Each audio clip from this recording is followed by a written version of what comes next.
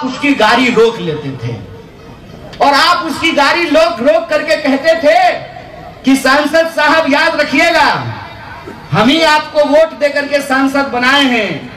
अगर हमारा पुल नहीं बनवाएंगे, अगर हमारी गली नहीं बनवाएंगे, अगर हमारा नाला नहीं बनवाएंगे तो अगली बार हम आपको वोट नहीं देंगे।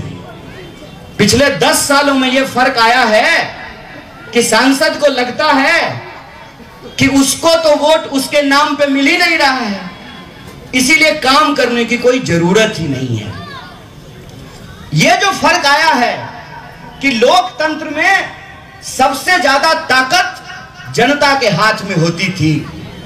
नया निजाम आया है, नया कायदा लेकर आया है, और यह जो नया निजाम है उसको नया कायदा यह मालूम हो गया है कि समाज को आपस में लड़ा दो, झगड़े लड़ा दो, इस गली को उस गली से लड़ा दो, इस विधानसभा के लोगों को उस विधानसभा के लोगों से लड़ा दो।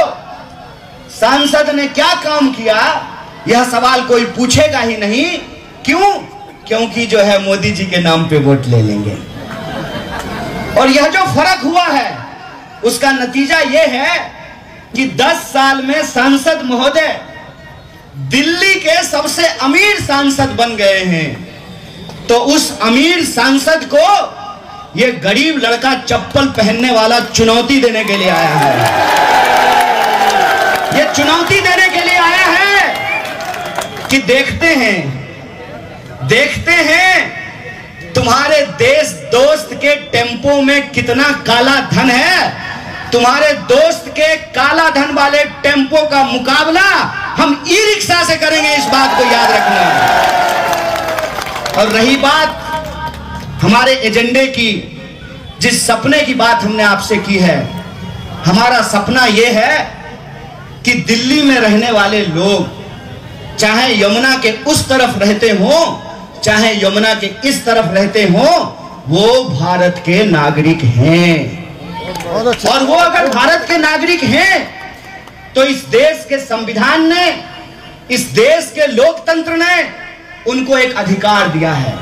और अधिकार यह है कि जिसके पास फॉर्च्यूनर है उसका वोट भी एक होता है, और जिसका बाप जूता सिलने का काम करता है उसका वोट भी एक होता है। यह है संविधान की ताकत। और इस संविधान की ताकत को ये हमसे छीन लेना चाहते हैं। और आपने देखा कि सूरत में इन्होंने क्या किया। सूरत में चुनाव नहीं हुए। जो सूरत के लोग थे वो अगर भाजपा के खिलाफ वोट देना चाहते थे, उनके पास वोट देने का कोई विकल्प नहीं था। कई सारे लोगों ने यह शिकायत किया कि आप हमारी गली में नहीं आए हैं, आप हमारे मोहल्ले में नहीं आए हैं, हमने आपको सिर्फ YouTube पे देखा है। तो मैं उन लोगों को एक बात कहता हूं, दोस्त मेरे, ये लड़ाई बहुत बड़ी है। ये देखने और दिखाने की नहीं, बचने और इस देश को बचाने की लड़ाई है। इसीलिए उन लोगों को मैं सिर्फ इतना कहना चाहता हूं कि आपने उसी YouTube पे जहां आपने हमको देखा है, उसी YouTube पे एक और वीडियो आपने देखा होगा। भाजपा का सांसद का बेटा, लोग कहते हैं ईवीएम हैक होता है, उसके बेटे ने पोलिंग स्टेशन का अपहरण कर लिया और अपहरण करके ईवीएम अपने हाथ में लेकर के कह रहा था कि ये ईवीएम मेरे बाप का है। इतना अहंकार, इतनी ताकत और इतना घमंड उसके दिमाग में कैसे आया है?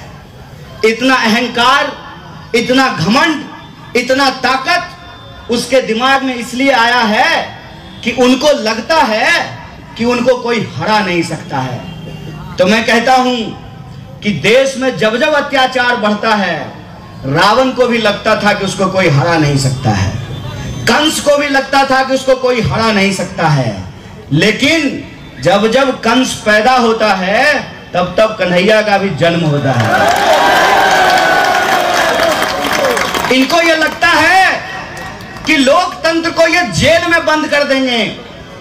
विपक्ष की एक एक आवाज को, चाहे वो नौजवान हो, विद्यार्थी हो, पत्रकार हो, लेखक हो, साहित्यकार हो, फिल्म बनाने वाला हो, एक एक इंसान को जो इनके खिलाफ आंख में आंख डाल करके सवाल पूछता है, उसको पकड़ करके ये जेलों में बंद कर देते हैं। तो मैं कहना चाहता हूं कि हमने आपकी जेलें देखी है साहब, और हमने आपकी लाठियां भी देखी हैं, हम आपके तोपों को भी देखेंगे। लेकिन याद रखिएगा, ये भारत की भूमि है, ये भारत की धरती है।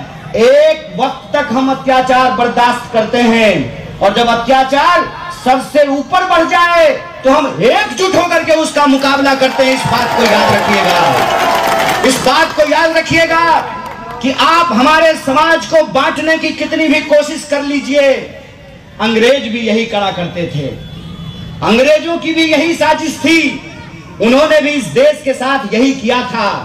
लेकिन जब अंग्रेजों का अत्याचार बढ़ा तो एक साथ राम प्रसाद बिस्मिल भी पैदा हुए और अशफाक उल्लाह खान भी पैदा हो गए थे। ये याद रखिएगा कि इस धरती से प्रेम करने वाले लोग, चाहे उनका नाम कुछ भी हो, उनका धर्म कुछ भी हो, वो रहते किसी भी इलाके में हैं, जब बात देश की आएगी, जब बात संविधान की आएगी, जब बात लोकतंत्र की आएगी, तो हम तमाम लोग एकजुट होकर के इसका मुकाबला करेंगे।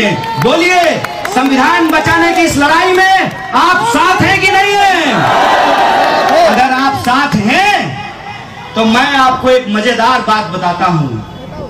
पहली बार जब मैं उत्तर पूर्वी दिल्ली में प्रत्याशी बना तो मैं लोगों से बात कर रहा था, तो सारे लोग यही कह रहे थे कि हमने सांसद को देखा नहीं है 10 साल में। हम बोले चिंता मत कीजिए, आप जितना अपने सांसद को 10 साल में नहीं देखे हैं, उससे दुगना हम आपको 10 दिन में उनका दर्शन कराएंगे। और सिर्फ सांसद का नहीं, सिर्फ सांसद का नहीं, सांसद तो दूल्हा है, पूरी की पूरी बारात और पूरी जमात को सड़क पर उतार करके लाएंगे। अभी सांसद महोदय गली गली घूम रहे हैं, हम आपको दिखे ना दिखे, आपको हम प्रधानमंत्री से भी मुलाकात करवाएंगे, कई सारे मुख्यमंत्रियों से भेंट करवाएंगे, कई सारे मंत्रियों से भेंट करवाएंगे, सारे दोस्त इनके आएंगे और आपकी गलियों में जो है जुगनू की तरह जो है चमकेंगे, जुगनू की तरह। लेकिन ध्यान बस एक बात का रखना है, इस 10 दिन में 10 साल को नहीं भूलना है। इस 10 दिन में जो बात कही जाएगी, उसके प्रभाव में आए बिना जो आप 10 साल से झेल रहे हैं, उस बात को नहीं भूलना है। वो आएंगे, मीठी मीठी बातें करेंगे, फिर से नया वादा करेंगे, फिर से आपको उम्मीद दिखाएंगे कि हमने जो 10 साल में नहीं किया, हम वो आने वाले 5 साल में कर देंगे। तो मैं एक बात पूछना चाहता हूं, कितना बार बेवकूफ बनेंगे? 1 बार, 2 बार, तिबारा बेवकूफ बनना चाहते हैं क्या? वो इस क्षेत्र की जनता को अपमानित कर रहे हैं। उन्होंने अपमानित किया। दिल्ली में 7 सीट है, 7 में से 6 पे कैंडिडेट बदल दिया, इस पे कैंडिडेट नहीं बदला। और कैंडिडेट ऐसा जिसके बारे में भाजपा के लोग कहते हैं कि हमारा सांसद तो हमको मिलता ही नहीं है। करवा चौथ का चांद भी दिख गया, ईद का चांद भी दिख गया, कितना करवा चौथ और ईद हो गया, लेकिन उनका हंसता हुआ नूरानी चेहरा नहीं दिख पा रहा है इस क्षेत्र के लोगों को। इसीलिए इस बार की लड़ाई, एक तरफ वो हैं जो समाज में नफरत फैला रहे हैं, एक तरफ वो हैं जो लोगों को गुमराह कर रहे हैं, एक तरफ वो हैं जो बार बार नए तरीके का झूठ बोल रहे हैं। मुझे तो लगता है कि किसी दिन झूठ ही सुप्रीम कोर्ट चला जाएगा और कहेगा कि जो है मेरा अस्तित्व खतरे में है।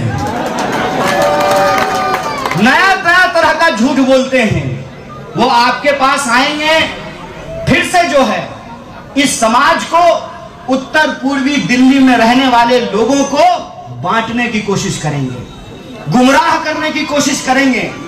लेकिन हमको अपनी समस्याओं पर टिके रहना है। हमको इस बात पर टिके रहना है कि पुस्ता रोड का चौड़ीकरण क्यों नहीं किया गया, गमरी रोड का चौड़ीकरण क्यों नहीं किया गया, मेट्रो का काम क्यों नहीं पूरा हुआ, नया सेंट्रल स्कूल क्यों नहीं खुला, मल्टी स्पेशलिटी हॉस्पिटल क्यों नहीं बना। और सबसे बड़ी बात, जब चुनाव आता है तो सारे नेता आते हैं, फिर 5 साल के लिए ऐसे गायब हो जाते हैं जैसे गधे के सर से सींग। इस बात को हमको याद रखना है कि ये लड़ाई किसी को सांसद बनाने की नहीं है, अपने अस्तित्व को बचाने की लड़ाई है। आप जो नागरिक हैं और आपका जो नागरिक होने का एहसास है, उस एहसास को बचाने की लड़ाई है। इस समाज में चाहे हम जिस जाति या धर्म में पैदा हुए हों, हम संविधान की नजर में बराबर हैं, उस बराबरी के एहसास को बचाने की लड़ाई है। यह लड़ाई अपने हक हुक की लड़ाई है। यह लड़ाई अन्याय के खिलाफ न्याय को बचाने की लड़ाई है। इस बात को हमको याद रखना है। बोलिए, आप न्याय के लिए, न्याय को बचाने के लिए तैयार हैं? अगर आप तैयार हैं तो हम आपको एक बात कहना चाहते हैं, जो आपको मिल रहा है मुबारक, जो आपको मिल रहा है बधाई। हम उस बात को आगे बढ़ाना चाहते हैं। हम चाहते हैं कि महिलाओं को हर महीने 8,500 रुपया मिले। हम चाहते हैं कि जो नौजवान हैं जिन्होंने लोन लेकर के पढ़ाई की है, अगर इस देश में बड़े बड़े धन्ना सेठों का कर्जा माफ किया जा सकता है, अगर उनका 16 लाख करोड़ कर्जा माफ किया जा सकता है, तो जिन बच्चों ने लोन लेकर के पढ़ाई की है, हम उनका लोन माफ करेंगे। सीधी सी बात है भाई, देश किसी का बपोती नहीं है, देश हम सब का है। अंबानी का वोट भी एक होता है और ठेला लगाने वाला, रेहड़ी पटरी लगाने वाला, ई रिक्शा चलाने वाला, ऑटो चलाने वाला का भी वोट एक होता है। अगर इस देश में अंबानी अडानी के लिए कर्जा माफ किया जा सकता है, तो आपको विद्यार्थियों का भी कर्जा माफ करना पड़ेगा। इसलिए माफ करना पड़ेगा कि कर्ज लेकर के हमने पढ़ाई करी, लेकिन जब नौकरी देने की बात आई, हमको तो नौकरी नहीं मिला, गरीब के बच्चों को नहीं मिल रहा नौकरी, और गृह मंत्री का बेटा बन रहा है बीसीसीआई का सेक्रेटरी। यह जो अत्याचार है, यह जो अन्याय है, उस अन्याय के खिलाफ हम संघर्ष करना चाहते हैं। और देश में जो तानाशाही है, उस तानाशाही का हम मुंह तोड़ जवाब देना चाहते हैं। आज दिल्ली के सीएम अरविंद केजरीवाल जी भाषण दे रहे थे, और भाषण में उन्होंने कहा कि तानाशाही से मुकाबला करना है। तो एक बात मैं आपको बता दूं, जैसे आप कोई गुरु से शिक्षा लेते हैं, तो दो लोग जो गुरु से शिक्षा लेते हैं उनको आपस में गुरु भाई बोलते हैं। अरविंद केजरीवाल जी से हमारा रिश्ता तो जेल का रिश्ता है। हम तिहाड़ से आ चुके हैं, पहले जाके आ गए, वो अभी अभी आए हैं और फिर इनको वापस जाना है। मैं कहता हूं कि यह बड़ी लड़ाई है। यह लड़ाई पार्षदी का नहीं है, यह लड़ाई विधायकी की नहीं है, यह लड़ाई देश बचाने की लड़ाई है। और सब कुछ भूल करके हमको इसके लिए एकजुट रहना है, क्योंकि संविधान बचेगा, लोकतंत्र बचेगा, चुनाव होगा तो हम भी बचेंगे। यह बात हमको याद रखना है।